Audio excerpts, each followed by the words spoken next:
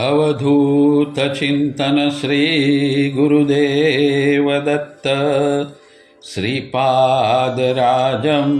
शरणं प्रपद्ये। सहु भेगामणि गाओ दिगंबर दत्त अवधूत ने धीरी आँखे निहाळो दिगंबर दत्त अवधूत ने। ऋषि अत्रि तणु तपये सगुण रूपे अहा प्रगट्यो सगुण रूपे अहा प्रगट्यो। वधावो प्रेम पुष्पे दिगंबर दत्त अवधूत ने सहु भेगामणि गाओ दिगंबर दत्त अवधूत ने। करी सुर तातणी पाखो अडग श्रद्धातणी आँखो अडग श्रद्धातणी आँखो। विलोको रंग रंगे दिगंबर दत्त अवधूत ने सहु भेगामणि गाओ दिगंबर दत्त अवधूत ने। धीरी आँखे निहाळो दिगंबर दत्त अवधूत ने। अध्याय 18 जन्मोत्सव आरंभ। जन्मोत्सव श्रीरंगनो नूतन कुटीर निखेव आज्ञा माघे भक्तजन ओम वदे गुरुदेव। दिव्य स्थान नारेशनी पायानी ईटदास टाळ्यो फेरो जन्मनो रंग गुरुए खास। दिन प्रतिदिन नारेश्वर धाम भक्तोथी ધમધમવા લાગ્યું। પૂજ્યશ્રીની સુવાસ દસે દિશાઓ પ્રસરી ગઈ। પૂજ્ય માજી પણ સ્થાનના વિકાસમાં અને સેવામાં આકંઠ ડૂબી ગયા। સ્થાનમાં આવતા ભક્તોને પૂજ્ય માજીનો ખૂબ સહારો હતો। પૂજ્ય માજી બધા પર વાત્સલ્ય મમતા વરસાવતા સ્થાનમાં આવનાર ભક્ત પૂજ્ય માજીના દર્શને અવશ્ય જતો। સ્થાનની મૂળ ઈંટ દાસકાકા વૃદ્ધ થયા હતા।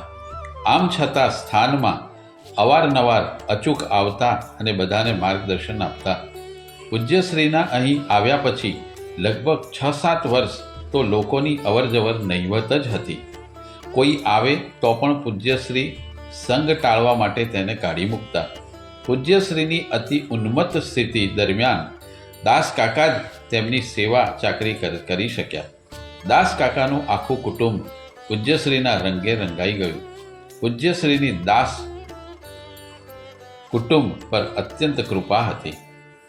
એક વખત મૂડી બહેનને બરડામાં કોઈ ઝેરી જંતુ કરડ્યું। અપાર વેદના થઈ। કરડેલી જગ્યા લાલ ચટક થઈ ગઈ। ભયંકર બળતરા થવા લાગી।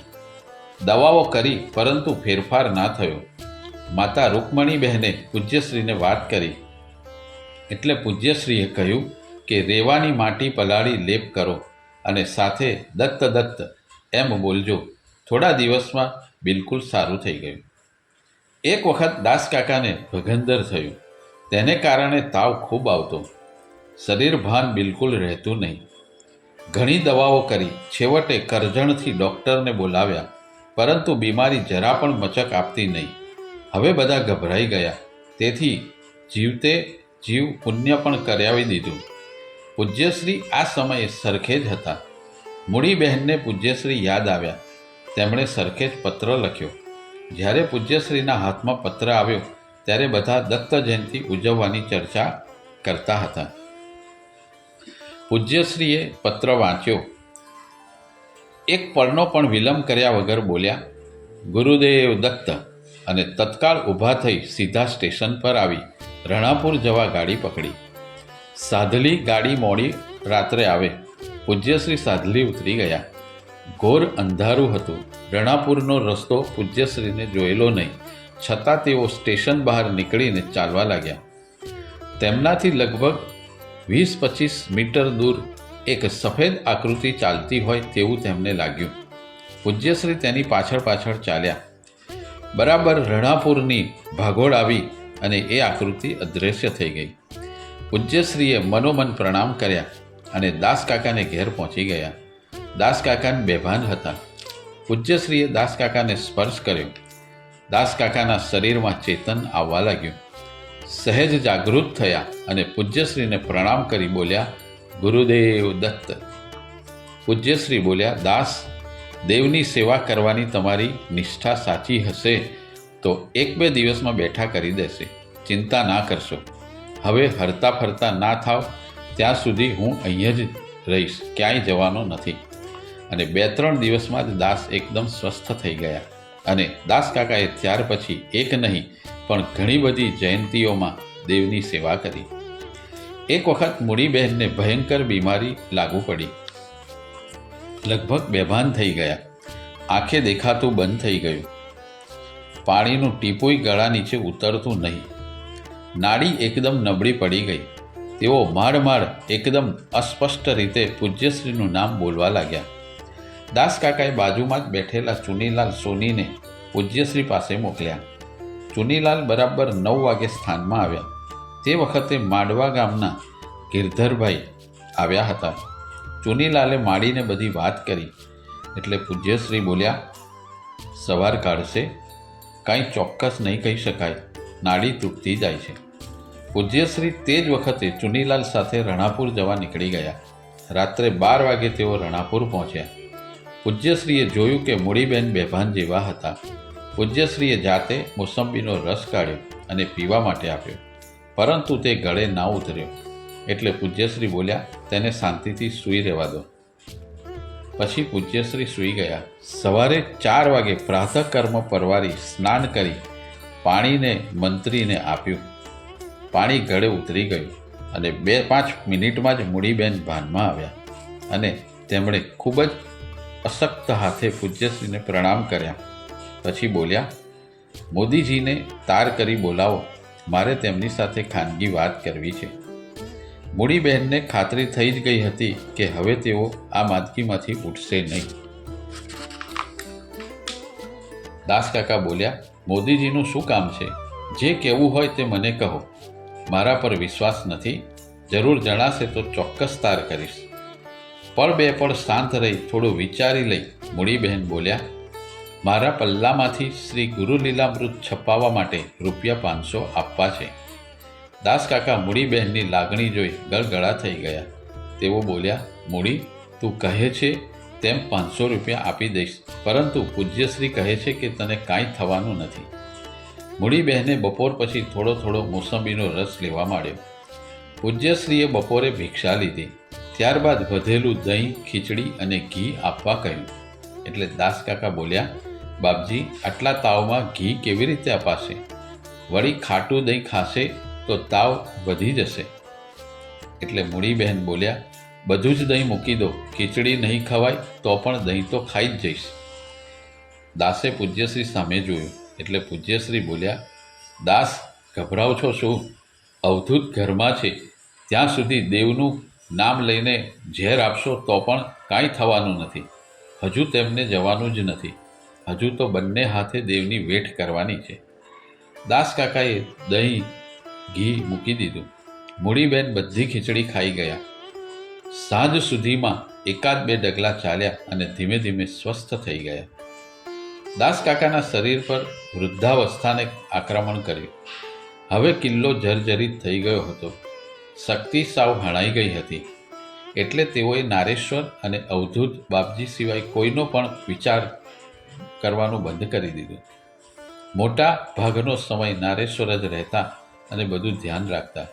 જે સ્થાન પહેલાં સાવ બેકાર હતું તે દાસકાકાની સેવાઓથી હર્યુંભર્યું થયું હતું. પાકા મકાનો થઈ ગયા. ચારે બાજુ સ્વચ્છતા અને વ્યવસ્થિત વૃક્ષારોપણ થઈ ગયા. સુંદર નંદનવન જેવું સ્થાન બની ગયું.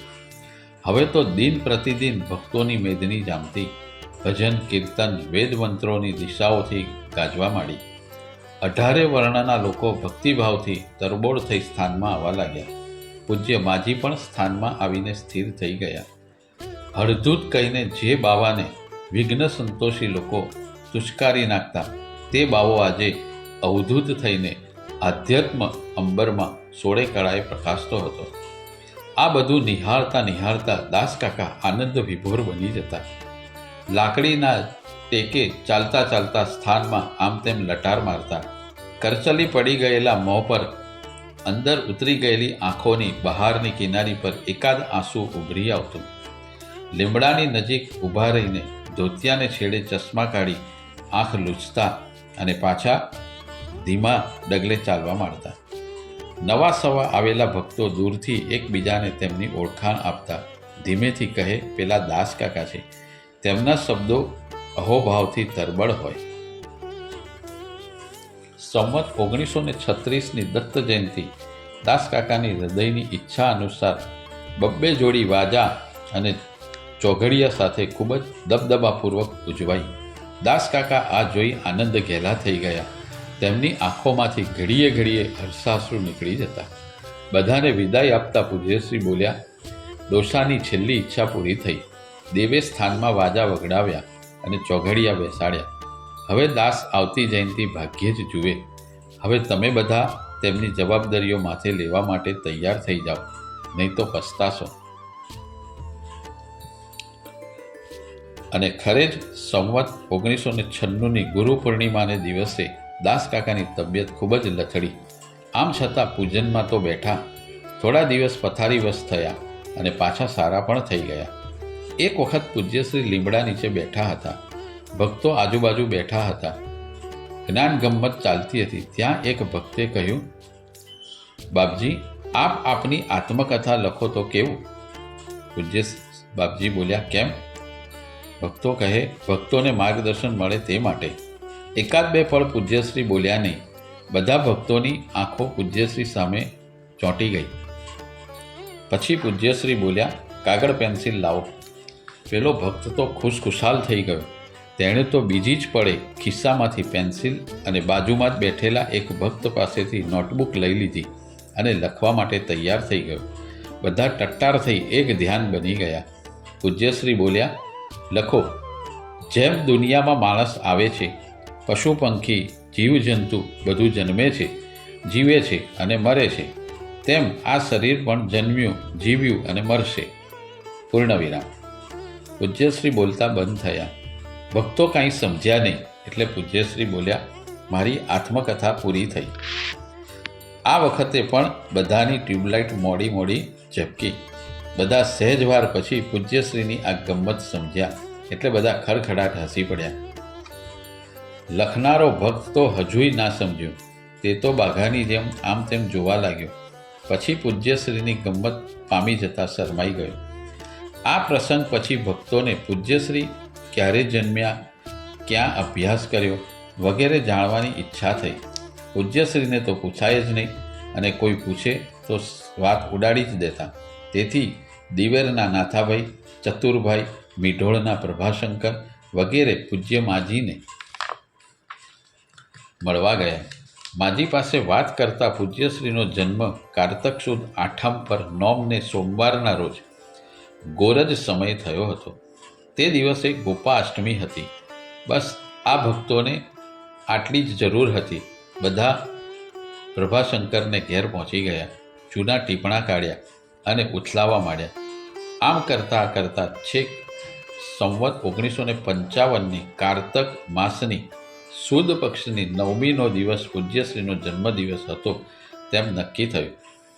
બસ હવે ભક્તોને પૂજ્યશ્રીનો જન્મદિવસ ઉજવવાની લગની લાગી. અમુક ભક્તોમાં વાત વહેતી થઈ. તેમણે એ ઉત્સવનું નામ રંગ જયંતિ આપી દીધું.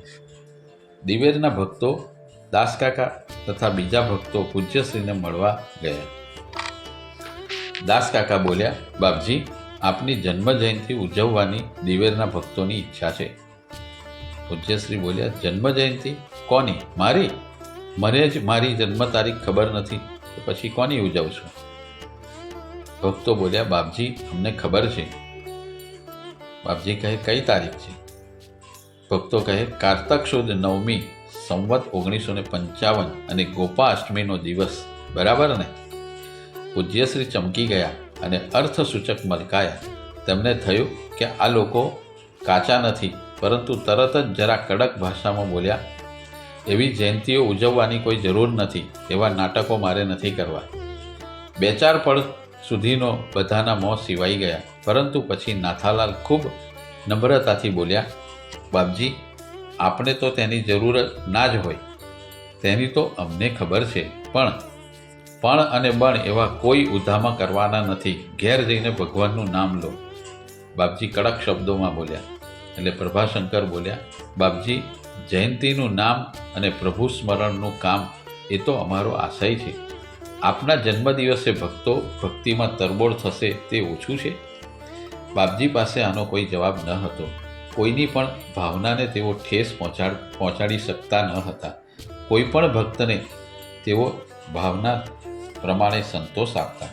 એટલે બાપજી બોલ્યા, બહુ ઠાઠ ના કરશો, એકદમ સાદાઈથી ઉજવજો અને માત્ર દત્તના ભજનો, સંકીર્તન અને ધૂન જ કરવાની, બીજો કોઈ કાર્યક્રમ ન રાખશો.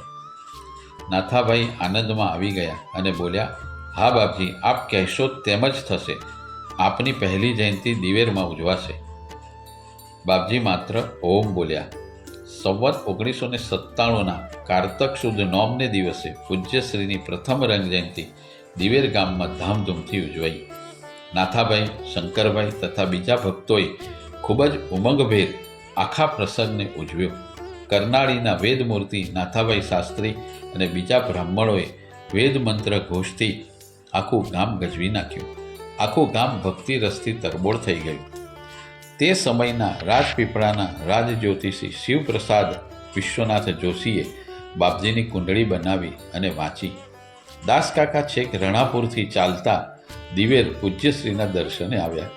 આવીને પૂજ્યશ્રીના પાદ સ્પર્શ કરતા તેમની આંખો ઉભરાઈ ગઈ.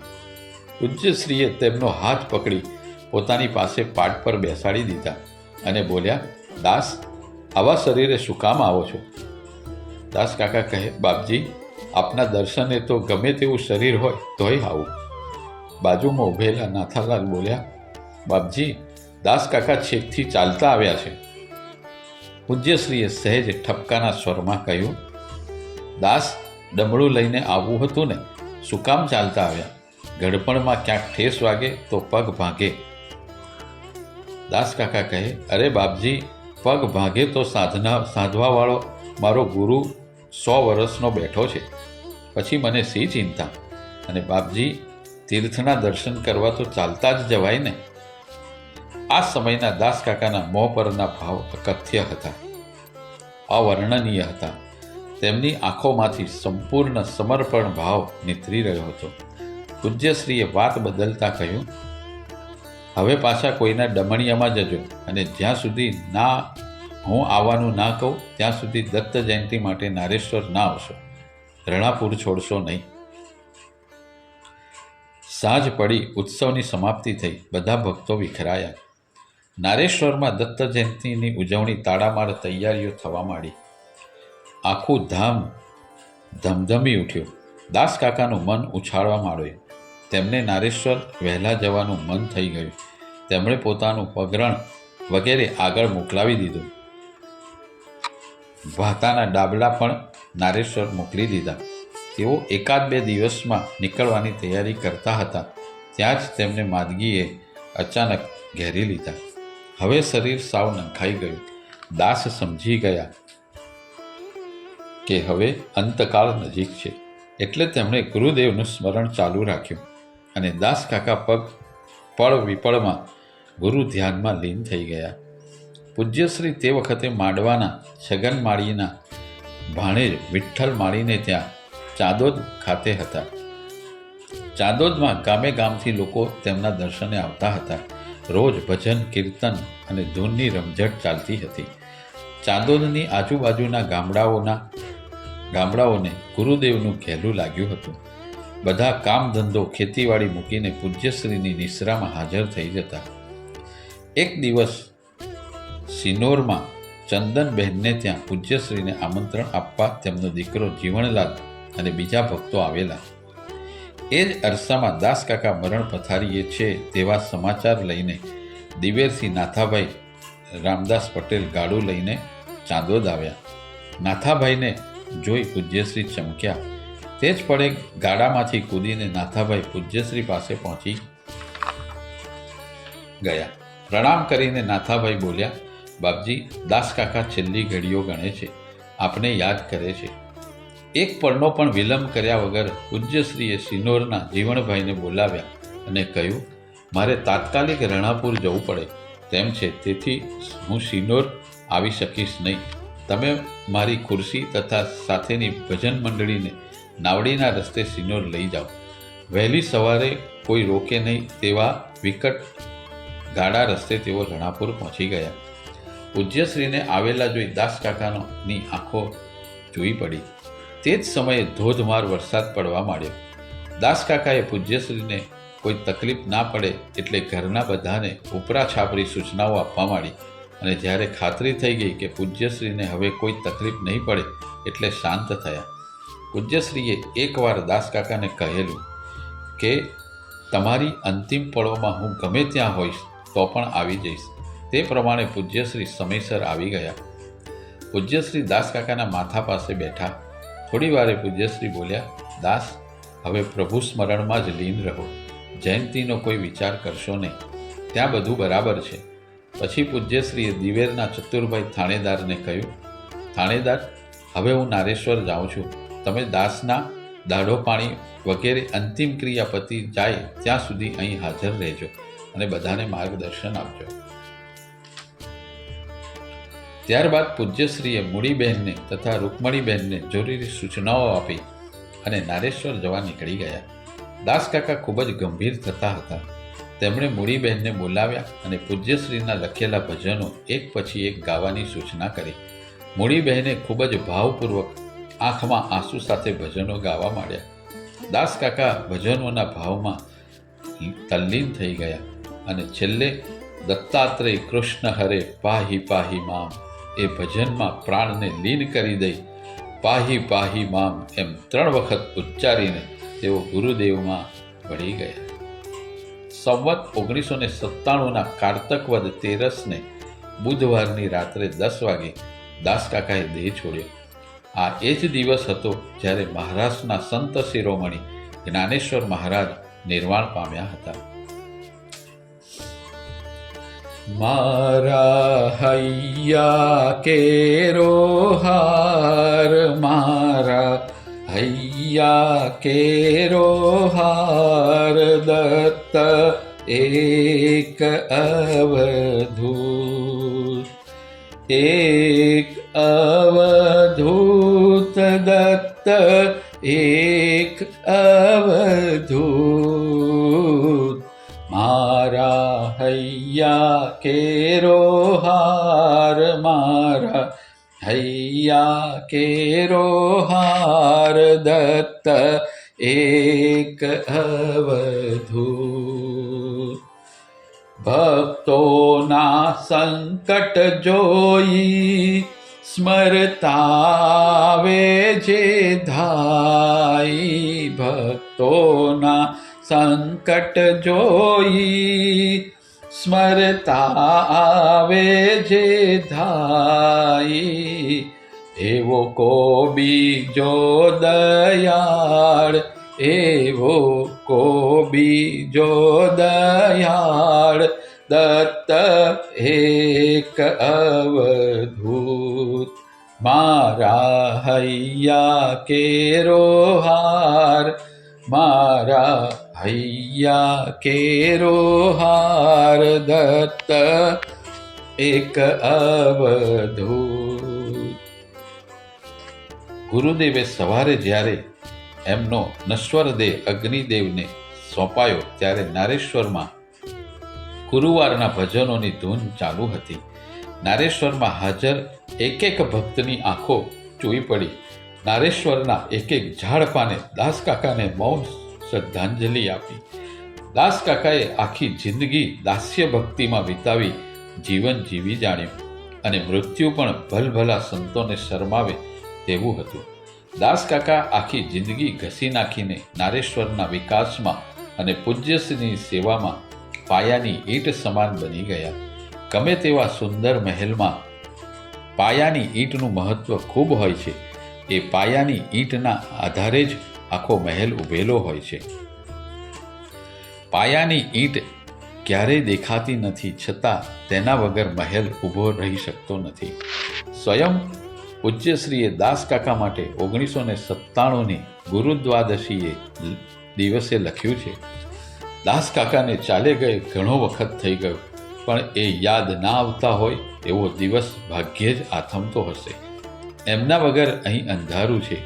એમનો સૌની સાથે પાણી જેવો મિલનસાર શિશુભોળો સ્વભાવ, વૃદ્ધ હોવા છતાં જુવાનિયાને પણ શરમાવે તેવી અદમ્ય ઉત્સાહ, અવધૂતની અકિંચન બાદશાહીને શોભે એવી કરકસર અને ઝીણવટ, આત્મોશ્વ્ય, સમદ્રષ્ટિ, નિરપેક્ષ, નિરહંકાર, મુખ, સેવાભાવ વગેરે ગુણોની તો હવે સંભાળીને વાતો કરવાની જ રહી. અવધૂતની શરૂઆતની અકલ્પ્ય ઉન્મત્ત વૃત્તિને તો એ જ જીરવી શકે. એમનું જીવન કોઈ કર્મયોગીના જેવું આદરણીય હતું. એમનું મૃત્યુ ભલભલા ભક્તને પણ ઈર્ષા ઉપજાવે તેવું હતું. શહેરના ઘોંઘાટથી દૂર, કીર્તિને મોટાઈની લેશ પણ લાલસા રાખ્યા વગર પ્રવાહ પતિત કર્તવ્ય કર્મને નિષ્કામ વૃત્તિથી બજાવતા, શ્વાસે શ્વાસે સેવાવૃત્તિથી જીવતા કોઈ આદર્શ ગૃહસ્થીની માફક તેઓ જીવ્યા અને ગયા તે પણ મરીને અમર થઈ ગયા. ભાવિ કાર્યકરો એમનો આદર્શ નજર આગળ સતત જીવતો રાખી એમણે સેવેલા સ્વપ્નોને મૂર્ત સ્વરૂપ આપવા માટે દરેક પ્રયત્નો કરી છૂટે એવી મારી મનીષા છે. પૂજ્યશ્રીના પત્રના શબ્દે શબ્દમાં દાસકાકા માટે અહોભાવ, પ્રેમ, લાગણી, કૃતજ્ઞતા ટપકે છે. દાસકાકાના હુલામણા નામથી જાણીતા અને અનન્ય દાસ્ય ભક્તિથી પરમ વંદનીય પ્રાપ્તિ કરનાર આજના નંદનવન સમા નારેશ્વરના આદ્ય પ્રણેતા, જો પૂજ્યશ્રીને તેમણે આ સ્થાન ન બતાવ્યું હોત તો પૂજ્યશ્રી ક્યાં હોત તે કહી શકાય નહીં.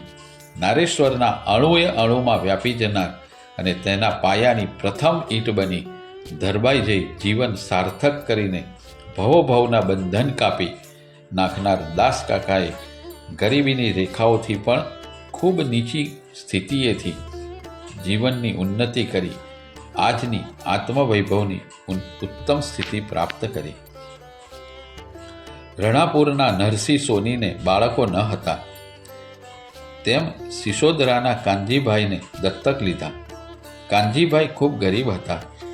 દાસકાકા તેમના પુત્ર હતા. માત્ર 8 વર્ષની ઉંમરે માતા ગુજરી ગયા. 13-14 વર્ષની ઉંમરે 5 ચોપડી ભણેલા હરગોવિંદ દાસે રણાપુરમાં સોનીનું કામ શરૂ કર્યું. કાનજીભાઈના મૃત્યુ પછી બધા ભાઈઓ છૂટા થઈ ગયા, તેથી હરગોવિંદ દાસે સ્વતંત્ર ધંધો શરૂ કર્યો. તેમણે ખૂબ નીતિથી અને પ્રમાણિકતાથી વ્યવસાય કરવા માંડ્યો. પૈસાની તીવ્ર અછત હોવા છતાં હિંમત કરી મકાન લીધું. તેના પૈસા હપ્તાથી ભર્યા. તેઓ રણછોડજીના મંદિરમાં અન્નકૂટનો ફાળો નિયમિત આપતા અને ઘરના દેવઘરમાં કાયમ પૂજા કરતા. તેમના મિલનસાર, પરગજુસ અને ઉદાર સ્વભાવ તથા નેકી અને સચ્ચાઈ જેવા ગુણોને કારણે ગામમાં બધા તેમનો ખૂબ આદર કરતા. નર્મદાના બંને કાંઠાના એટલા વિસ્તારના ગામોના લોકોમાં તેમની બહુ ઊંચી નામના હતી. કમાણીના 10% તેઓ ધર્મ કાર્યમાં ખર્ચતા. દાસકાકાને 2 દીકરાઓ હતા. 2 દીકરીઓ હતી, મણીબેન અને મૂડીબેન. મણી નાનપણમાં જ મૃત્યુ પામી, તેથી મૂડીને ઉછેર ખૂબ લાડકોરમાં થયો હતો. તેમને સાધુ સંતો તરફ અત્યંત ભક્તિભાવ હતો. થોડા વર્ષો પહેલા રણછોડરાયના મંદિરમાં આવેલા એક સાધુની વર્ષો સુધી સેવા કરેલી. ત્યારબાદ પૂજ્યશ્રીનો ભેટો થયો અને પછી તેઓ દાસ્ય ભક્તિના રંગે એવા તો રંગાઈ ગયા કે તેમણે તેમનું જન્મ, જીવન અને મરણ બંને ઉજાડી દીધા. અવધૂત ચિંતન શ્રી ગુરુદેવ દત્ત શ્રીપાદરાજમ શરણં પ્રપદ્યે.